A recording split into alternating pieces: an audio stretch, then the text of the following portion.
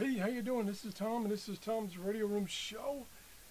And yesterday I was down here in my workshop straightening things up. Now, the reason I have to straighten things up is because I've run out of room. And boy, if I scanned my workshop here, you'd see everything is now nice and neat, but I'm overwhelmed, and I've just got to clear out some stuff. Anyway, I found this stack of magazines, catalogs, periodicals.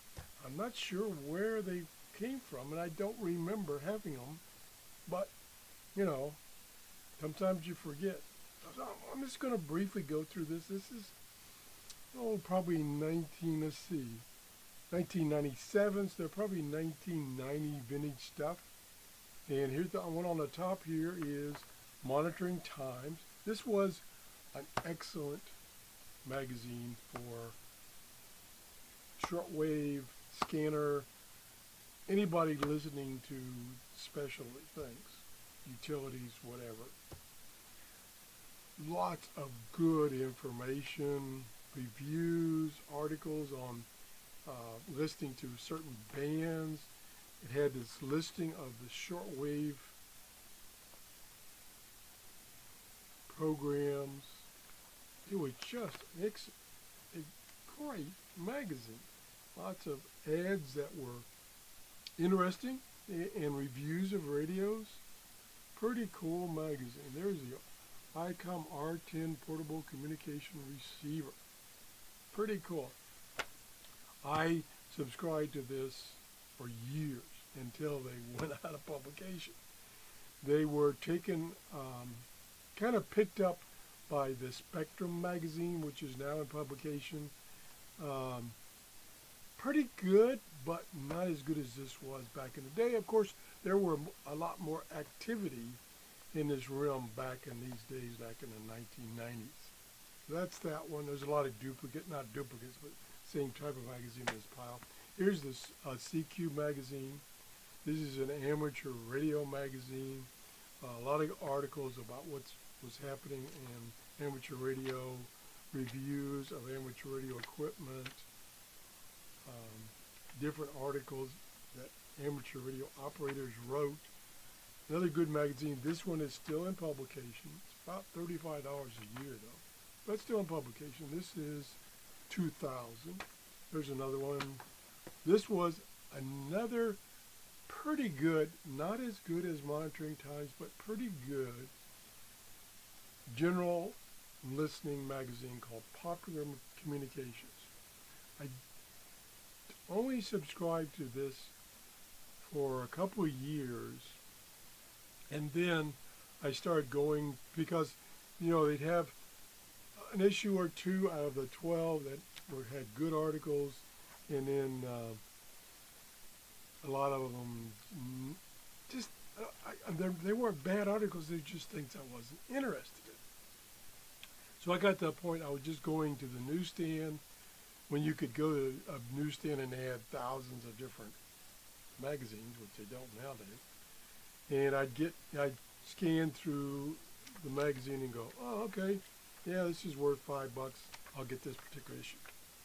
So these, again, probably came from, all this stuff, probably came from a ham fest I went to, I don't know how long ago. And the guy had a bunch of, maybe he had this pile for sale for, $5. And so I bought it. Some of which were duplicates. Other Popular Communication, Monitoring Times, CQ, 7.3 amateur radio today. Gone. Another publication gone. Another one for mainly amateur radio operators, but also shortwave listeners. Was a moderately good magazine, kind of above the normal technical level. Smaller than some of the other ones like CQ, QST. There's another Popular Communications. This is June 2000. Monitoring Times. This is a thick issue. This is 2000, July 2000. I got to go through these and look for articles. The other thing I need to do with these paper magazines and articles and stuff, I have taken up a lot of room. I've gotten rid of most of my paper stuff. Now, I showed you, oh, it's been several months ago, there's a website that some of these publications are stored on. The whole concept, and I'll see if I can find a link and put it down in the description box, where they have many, many, many of these magazines and tons more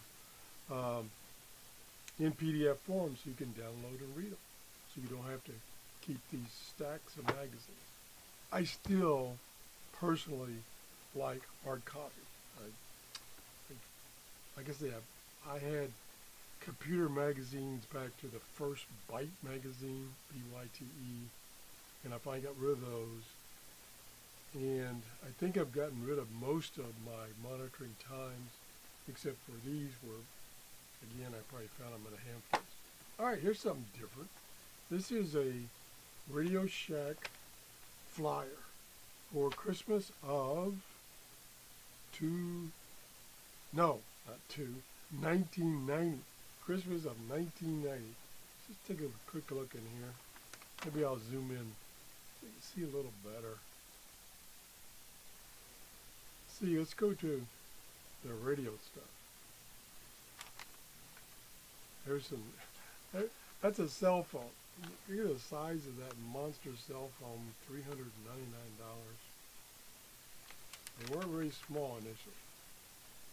Trying to find the radio stuff. Stereo equipment. Kind of skip around here. Pages kind of sticking together. I don't know if there's that much radio stuff in this particular catalog. It should be.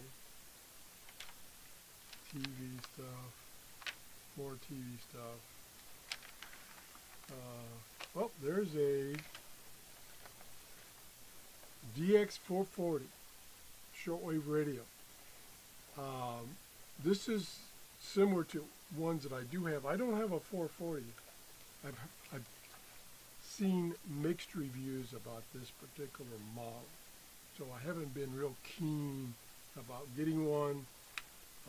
Like most shortwave stuff right now on eBay, the prices are insane. Finger pages, nothing there.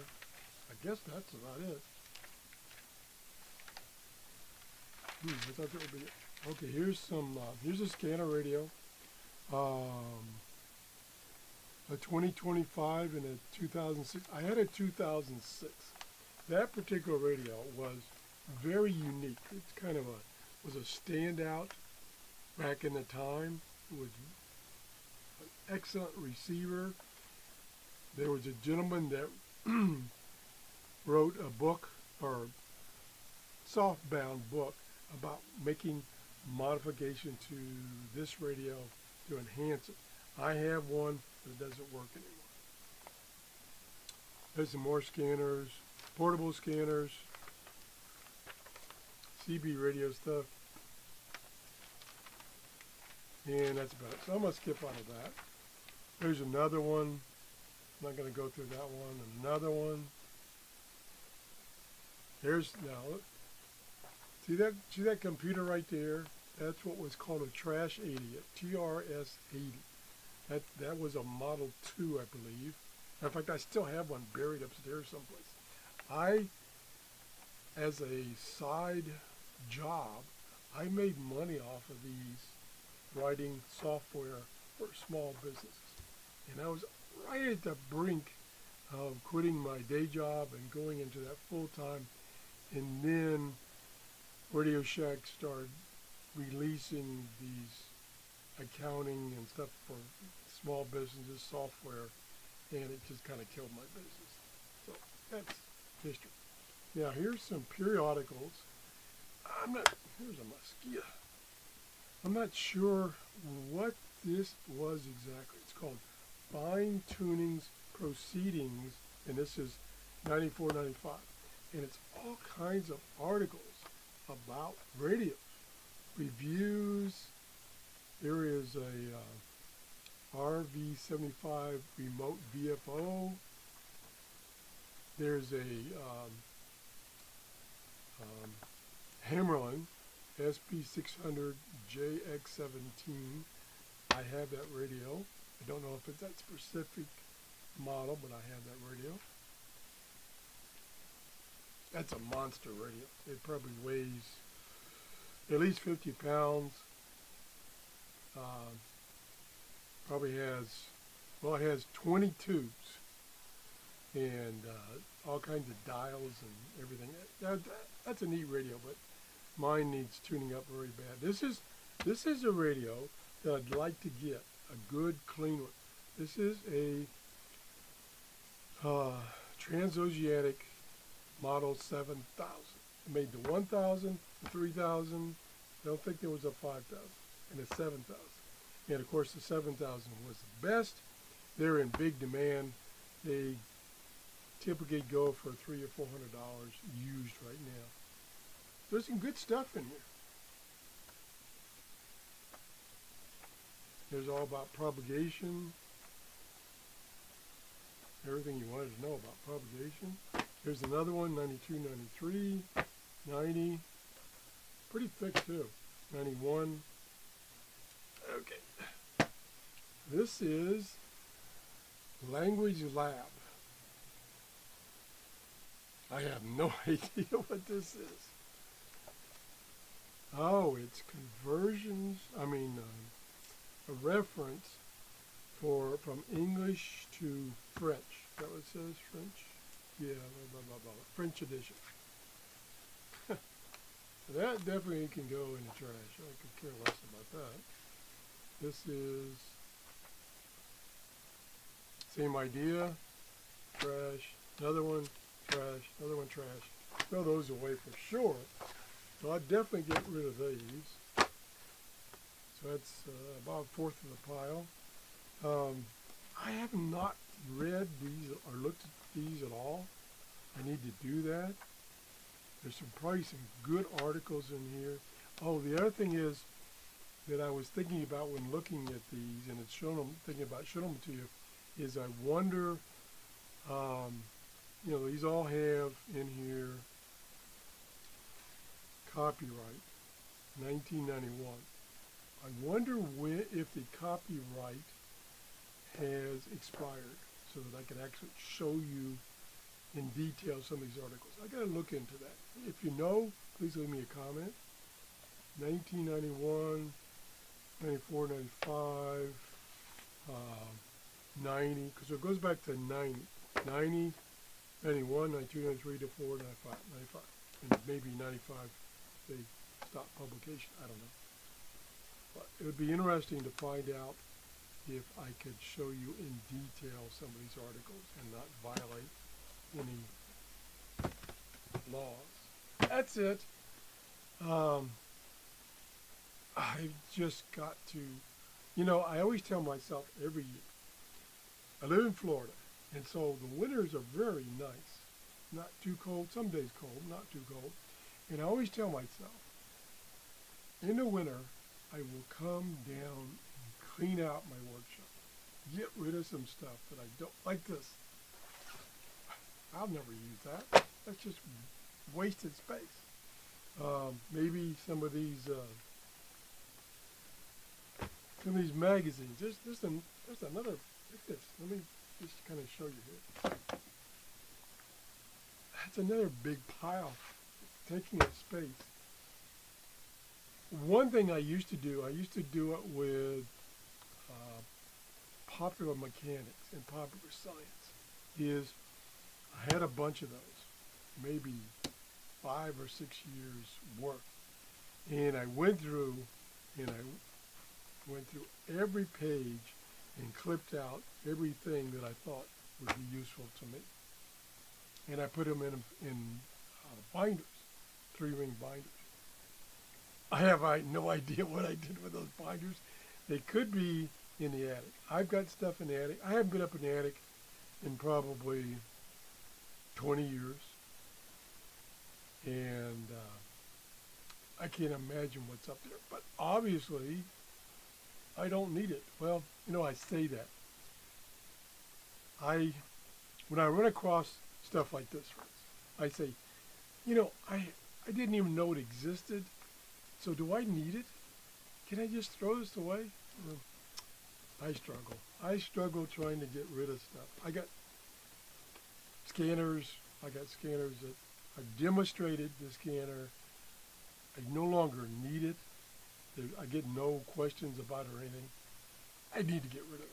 They work perfect, but who needs, I probably got 100 scanners. Who needs 100 scanners?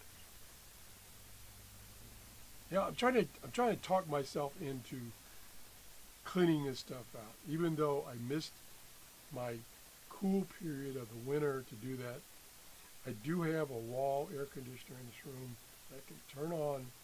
They will cool it down in here. So that excuse is not a good excuse.